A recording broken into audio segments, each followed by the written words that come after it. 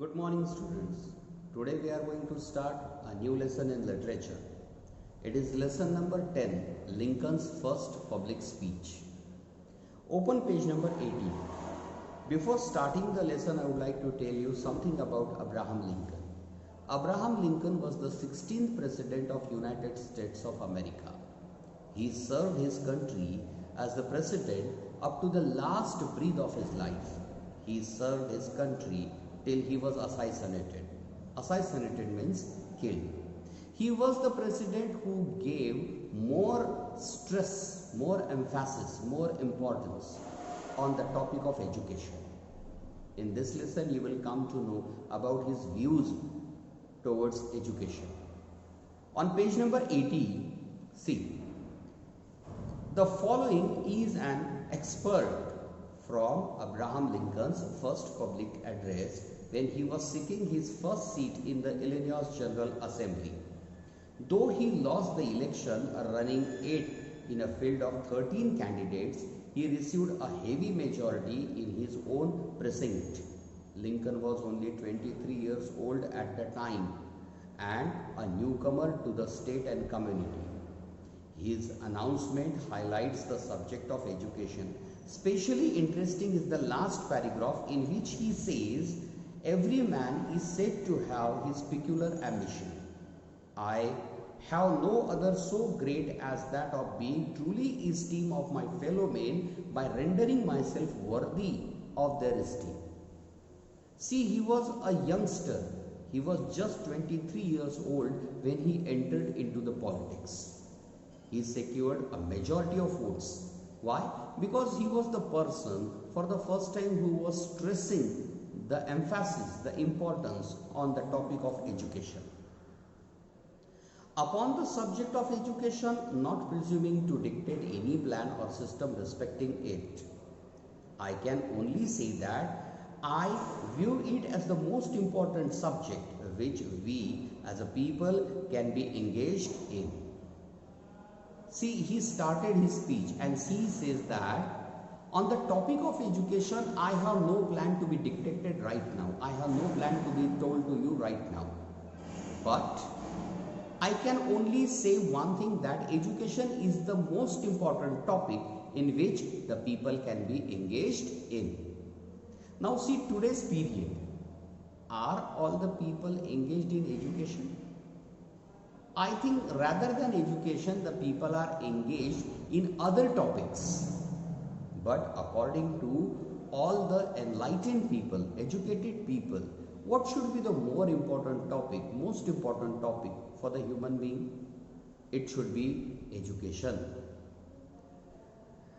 That every man may receive at least a moderate education and thereby be enabled to read the histories of his own and other countries, and by which he may duly appreciate the value of our free institutions, appear to be an object of vital importance, even of this account alone.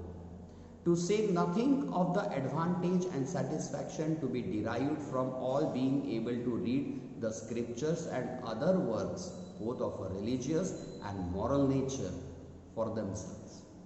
He said that every person, every human being should be taught, should be made educated, at least able enough to read. If all the people will be enabled enough to read, then they will come across to their history.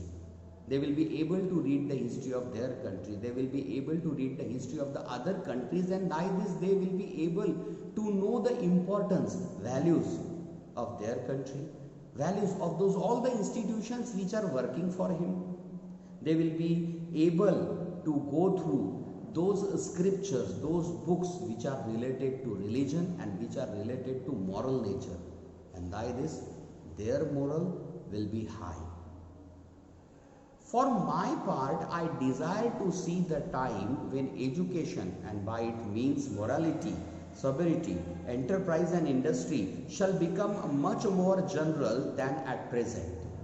I should be gratified to have it in my power to contribute something to the advancement of any means which might have a tendency to accelerate that happy period.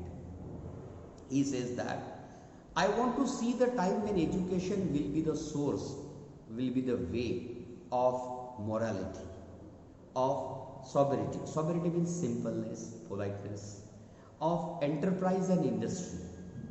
He says that education should be the source of enterprise, education should be the source of industrialization, so that there will be a development of human being. And he wanted to see these all the things before him. He wanted to see that period which would be happy because of education. With regard to existing laws, some alterations are thought to be necessary. Alterations, provisions. Okay, there were some laws and people were thinking that some laws should be amended, some laws should be rewritten. That is called alternation. Many respectable men have suggested that our estray laws, estray means many laws, the laws respecting the issuing of executions, the road law and some others are deficient in their present form.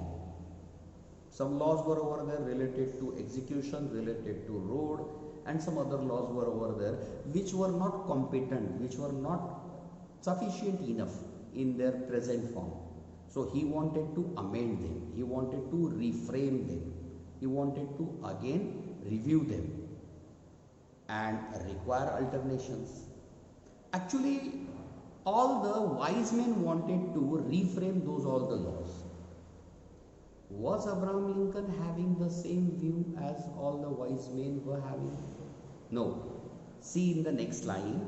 But considering the great probability that the framers of those laws were wiser than myself, I should prefer not meddling with them unless they were first attacked by others, in which case I should fit it both a privilege and a duty to take that stand which, in my view, might tend to be advancement of justice.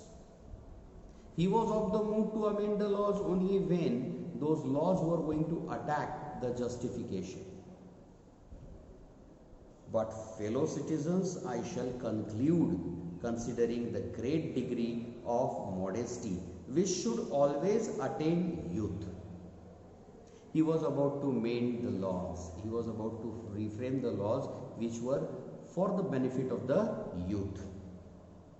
Youth, it is probable I have already been more presuming than becomes me. However, upon the subject of which I have treated, I have spoken as I have thought.